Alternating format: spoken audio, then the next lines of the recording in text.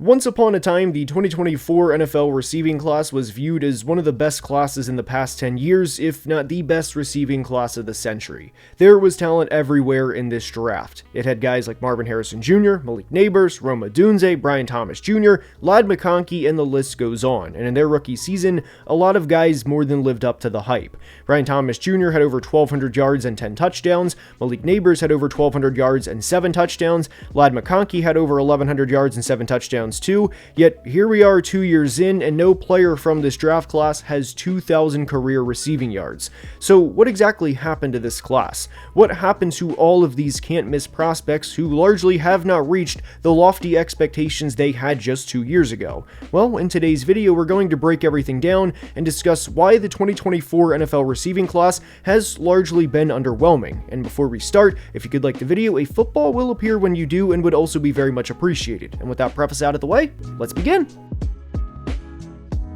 And we are starting today's video by discussing how high expectations the 2024 class had entering their rookie seasons. Marvin Harrison Jr. was one of the best receiving prospects over the past 10 years. I personally thought he was the second best receiving prospect I've ever evaluated, only behind Jamar Chase, and with how good of a prospect he was, I thought he could come in and be a 1,000-yard receiver from the start. And there was a point where I alluded to if he played all 17 games in his rookie season and did not have 1,000 receiving yards, it would be an underwhelming year. And unfortunately, Marvin did not have a 1,000-yard year in his rookie season, as he finished the year with 885 yards and 8 touchdowns.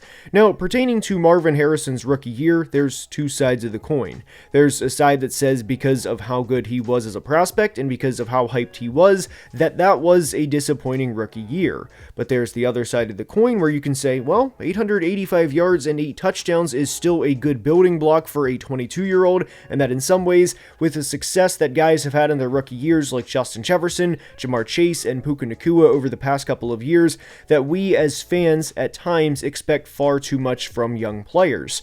I would be willing to hear the other side of this if Marvin came out and had a dominant 2025 season and had a 1,300 or 1,400-yard year with double-digit touchdowns and prove people wrong who doubted him in his rookie season, but he didn't.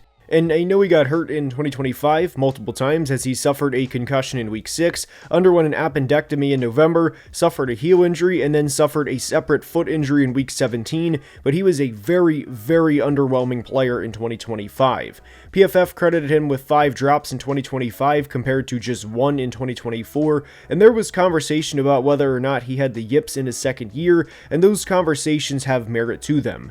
If there is a controversial take that I'll stand by, even despite the lack of results you'd expect to see in 2 years, it's that Marvin has all the talent in the world and unfortunately hasn't been able to put it together.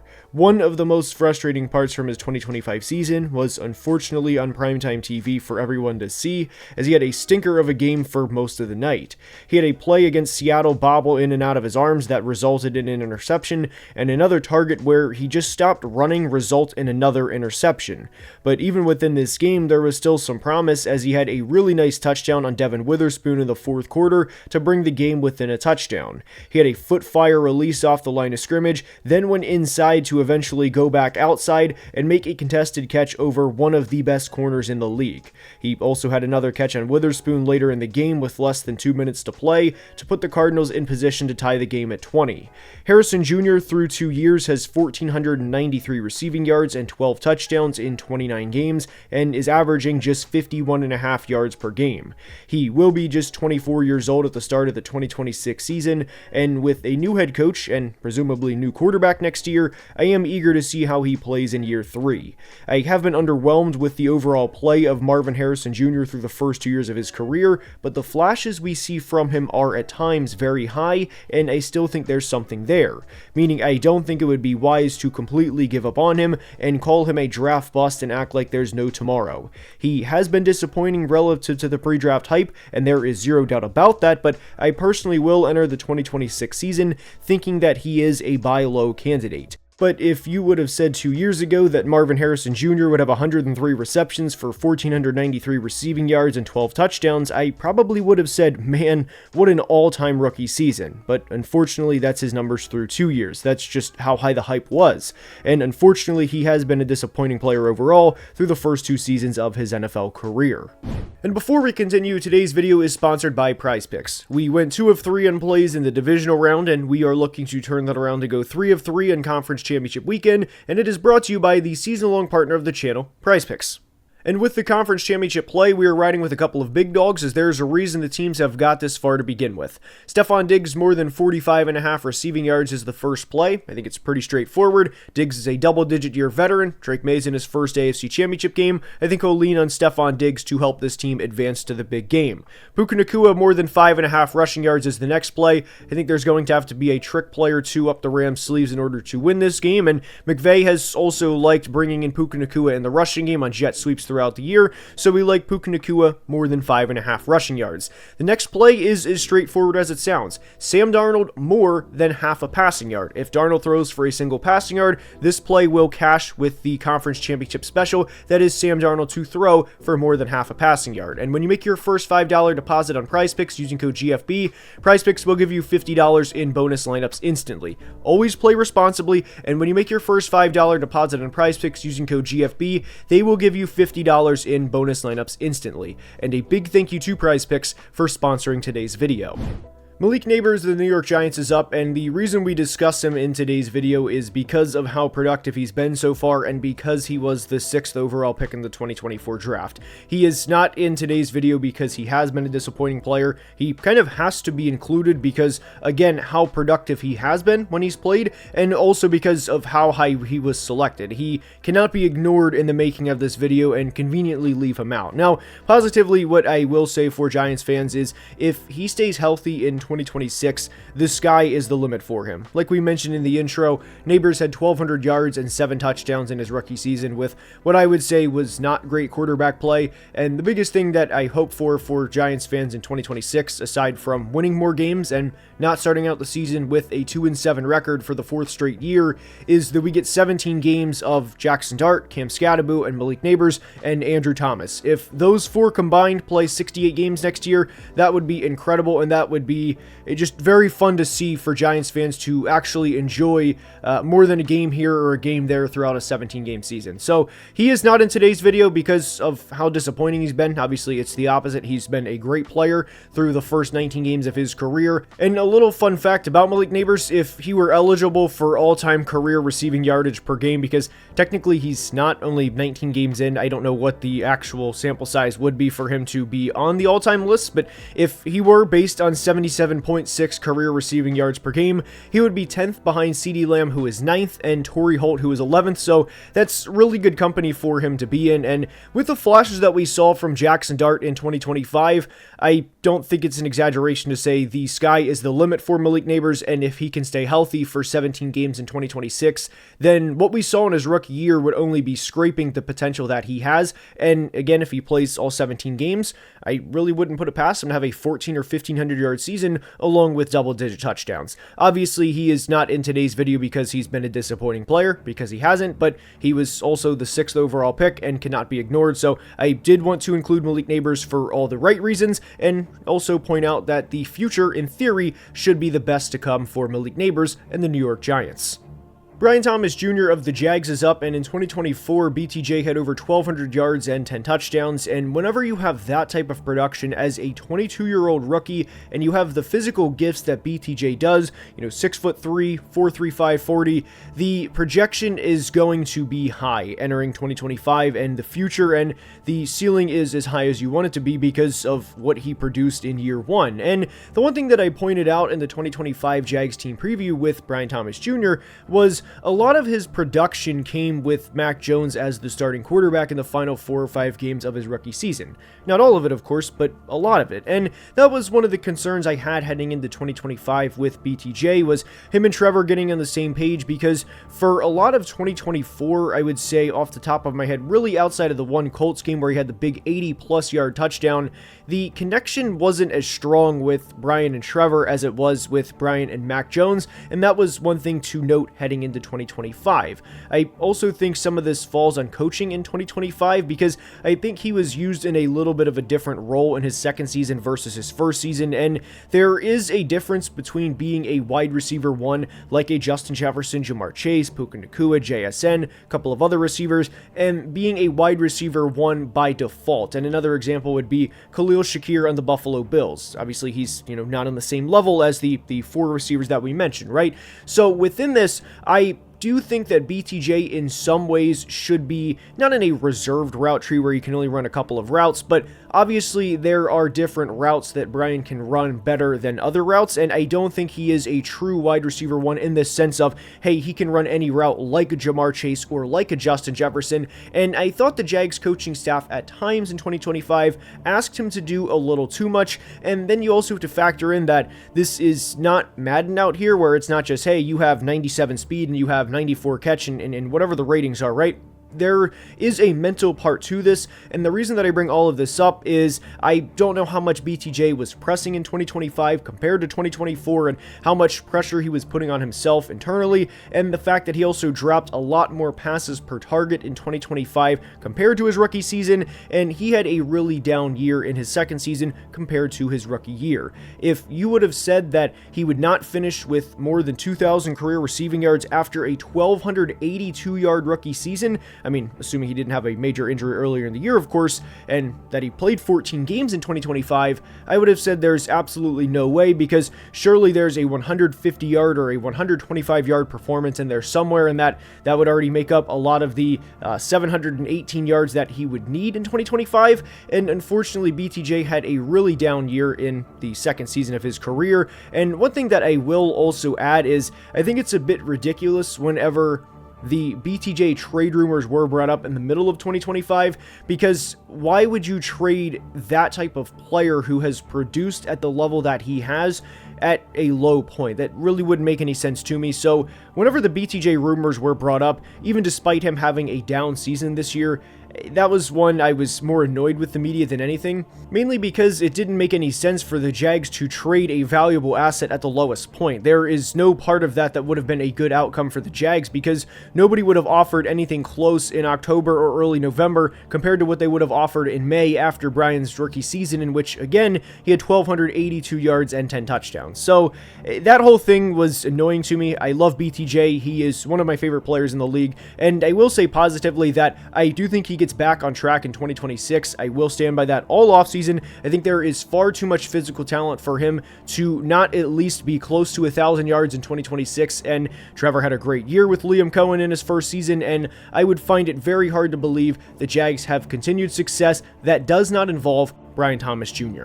Now, we did go a little out of order as BTJ was selected after the third receiver in the draft, which was Washington receiver Rome Odunze. Odunze was the 9th pick in the 2024 draft, and there were a lot of prospects I liked in this class, but I really liked Rome Odunze. And for reference, as a Vikings fan, if there was a Bears jersey to buy, I would probably buy Rome's. But in 2 years, he's played in 29 career games and has less than 10 career receiving touchdowns, as well as less than 1,400 receiving yards, and he still only has 98 career receptions. The catch percentage is also very frustrating, as he's only caught 51.3% of his targets in the NFL, and I would personally attribute a lot of that, though not all of it, to Caleb Williams, as for as fun as the fun moments are with Caleb, he struggles to hit the routine plays, and because of that, not only does his completion percentage suffer, but so do catch percentage numbers for his receivers, because at times there are a lot of uncatchable passes. Unfortunately, Rome has also had a case of the drops at times, and there was a big win during the NFC divisional round game against the Rams, but if you would have said 2 years ago that Rome would have 0 seasons with 750 yards and 0 seasons with 55 receptions, you would be pretty disappointed. I truly like Rome a lot, but 29 games into his career, this is certainly not worth a top 9 pick for what was once in a few decade class at the receiver position. Xavier Legette was also selected in the first round, and I cannot emphasize enough how disappointed I have been with this pick 2 years in. I thought there was a chance we would see a good connection between him and Bryce Young in 2025, especially with Teterow and McMillan also on the roster. I thought you could pretty easily talk yourself into an iron sharpens iron belief, and that we would see both players have good years. And also with Xavier Legette specifically, he got open more than you would think in 2024. He just dropped, well, a lot of passes. So if he were able to get that under control in a rookie year where he probably left 200 yards and a touchdown off the board, I mean, we're probably talking about him in a much different light. But 2025 was not kind to Legette, although he did improve the drops, and 2 years into his career, there's talks about 2024 undrafted free agent Jalen Coker essentially replacing him on the depth chart, as Coker had a 134-yard performance against the Rams in the playoffs. I never thought Legette was going to be a big route technician, but I thought he had a path in the NFL where he could be a guy who takes slant routes to the house, or a guy who could catch screens and make something out of nothing, as once he gets going, he's very difficult to bring down. But at one point during the 2025 season, he had 4 receptions for 15 yards, and 2 years in, has just 860 career receiving yards. Ricky Pearsall was also selected in the first round, and this may sound like a cop-out in some ways, but honestly, I am willing to dismiss a lot of this. He was quite literally shot before his rookie season started, and as a human being, we're glad he is still here, and he can still share precious moments with his family and be around for his family, but based on the flashes we saw from Pearsall in 2025, I'm not ready to give up on him.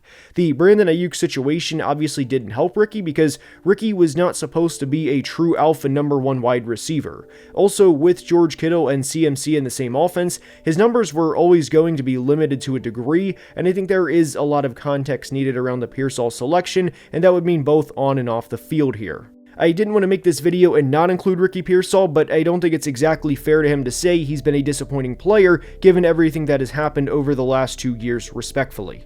Xavier Worthy of the Kansas City Chiefs is up, and this is a player that I think is a good example that works out a lot more in theory than in reality. Now, I will say, in fairness to both Xavier Worthy himself and Chiefs fans, that towards the back half of his rookie season, this looked like a player that showed flashes of a guy that could be a 1,000-yard receiver. Unfortunately, he got hurt in week 1 of 2025, and he battled that injury throughout a lot of the season, and I thought it was pretty clear that he was not the same in his second season than he was in his rookie season. The numbers also very much reflect that, but one of the biggest concerns that I have with Xavier Worthy is simply how small he is and how light of a player he is, and there is a belief within NFL teams that basically because Xavier Worthy is 5'11", 165, 170 pounds, that his bones are a lot easier to break and there's a lot more susceptibility to injuries with a player like Xavier Worthy than somebody like DK Metcalf, who is obviously rocked up in 225 plus pounds, and you can see the big difference between the two. And over the course of a 17-game season, whenever you break it down and think about it like that, that theory makes sense. So, will Xavier Worthy ever be a true number 1 receiver that's going to have 170 targets, have a 115 catch, 1,400-yard season? I would be extremely surprised. But can Xavier be a 65 or 70 catch, 1,100-yard player, along with 7 or 8 touchdowns, and have a couple of end-arounds that go the right way more than the wrong way? Unfortunately, they didn't go his way many times in 2025. Yes, he could be that type of player, and I do think if you are spending a late first-round pick on a player like Xavier Worthy with the hope or the upside that he could be somebody like Jameson Williams, then I think that is very clearly worth a late first-round pick. Unfortunately, he has not been the best player through 2 seasons, and I do worry about his durability over the course of his career, but Xavier Worthy, unfortunately, is also in today's video because he has less than 1,200 yards through 2 seasons, and for a first-round pick, I would say has unfortunately been underwhelming. Ladd McConkey of the Chargers is up, and we all know what type of player Ladd is. We know he's scrappy. We know he's a gym rat. We know he's a hard worker. All that. And for him to go from 1,100 yards to less than 800 in year 1 to year 2, and to have 360 less yards on 6 less targets from 2024 to 2025, I want to give a big hat tip to Greg Roman for allowing that to happen. And there's a reason that Greg Roman is no longer the Chargers offensive coordinator. The biggest thing that I would hammer home with Ladd McConkey is very similar to what we hammered home with Brian Thomas Jr. I really think that he will bounce back in 2026. I am a firm believer that if you are able to produce the way that both BTJ and Ladd McConkey did during their rookie season, and then they have a bit of a fall off in their second season, some due to drops in BTJ's case, some due to not as great play calling in Ladd's case, and also an increased role in BTJ's case too that he didn't adapt well to. But my point is, I would be very, very surprised if Ladd McConkey is not a 1,000-yard receiver in 2026, and of course, whenever we say that, we have to assume that health will go in his favor. If Ladd plays 14 or 15 games next year with Mike McDaniel as the team's offensive coordinator, rather than Gregory Roman, I would be very surprised if Ladd McConkey is not back to the 1,000-yard receiver that we saw in 2024. Now, one of my bigger draft misses over the past couple of years is undoubtedly a player the Patriots selected in the top 40 of the 24 draft, and that's Ja'Lynn Polk. In his rookie season, he had 12 receptions for 87 yards and 2 touchdowns on 33 targets. He had season-ending shoulder surgery prior to his second season starting in August, and inexplicably, the Patriots traded him in September after the surgery was announced, so truly at an all-time low trade value, and he's now a member of the New Orleans Saints. They did it for a classic 6-7 pick swap, and whenever you have former high draft picks, a lot of the times teams will do exactly that. The team that wants the player will give a 6th round pick. The team that is dealing away the former high draft pick will receive a 7th round pick in return for the player, and this is one that I flat out missed on. I thought that Ja'Lynn Polk was going to be a high floor guy. I thought he could very easily come in, have 700 yards as a player, maybe 5 to 6 touchdowns per year, and that he would kind of serve as a good wide receiver 2 before the Patriots really found a wide receiver 1. Patriots fans also know this part, that they traded out of Ladd McConkey so that they could draft Ja'Lynn Polk, and I will say, in fairness to the Patriots, that winning cures everything, so this is now kind of just swept under the rug and nobody remembers this, but this was one of my biggest misses over the past couple of years, and unless Ja'Lynn Polk comes back in 2026, I mean, this is a player that I don't know if I've missed more on over the past couple of years relative to where he was drafted than Ja'Lynn Polk. Adonai Mitchell is another player through 2 seasons that I whiffed on, as he was a good prospect coming out of Texas. I had him as a top 25 player in the class. I really liked Adonai, and I thought that he could be a really good player for the Colts, and unfortunately, he is no longer a member of the Colts. He was part of the Sauce Gardner trade, and aside from being a part of the Sauce Gardner trade, Adonai is probably most remembered for the touchdown that he had against the Rams that was not a touchdown because he fumbled it out of the end zone for a touchback. That's a player that I thought compared favorably to George Pickens coming out of Texas, and one that I thought should have been drafted in the late first round, and unfortunately has not panned out. So we'll see how that works out in 2026, but certainly didn't work out for the Colts as they drafted him with a 2nd round pick.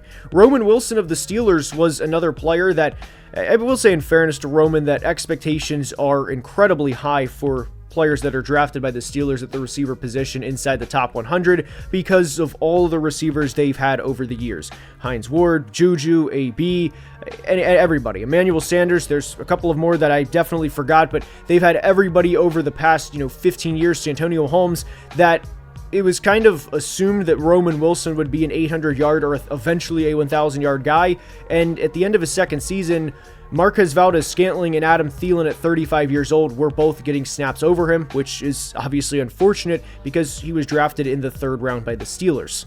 I also wanted to include Keon Coleman, and unfortunately the Bills just had their season-ending press conference with GM Brandon Beane and owner Terry Pegula, and Terry Pegula not only threw Keon underneath the bus in the press conference, which was extremely disrespectful to Keon Coleman the person. I mean, we all know that he has not worked out as a football player for the Bills so far, but then to not only throw him under the bus, but run over him with the bus was extremely disrespectful. I know these guys are professional athletes. I know they are paid a lot of money to do their jobs, but there's also a human element of this and a respect level that quite frankly was not followed, and I thought that was really disrespectful to Keon Coleman the person. Again, I know the money they get paid, I know the performance that they're expected to play at, but that was something that should not have happened, and unfortunately, yes, Keon Coleman also plays a part in today's video, and we did break down the Bills situation, which I recommend going to check out after watching this video. So that is all I have for today. I hope you enjoyed, and if you did, please like and subscribe, as we are closing in at 235,000 subscribers,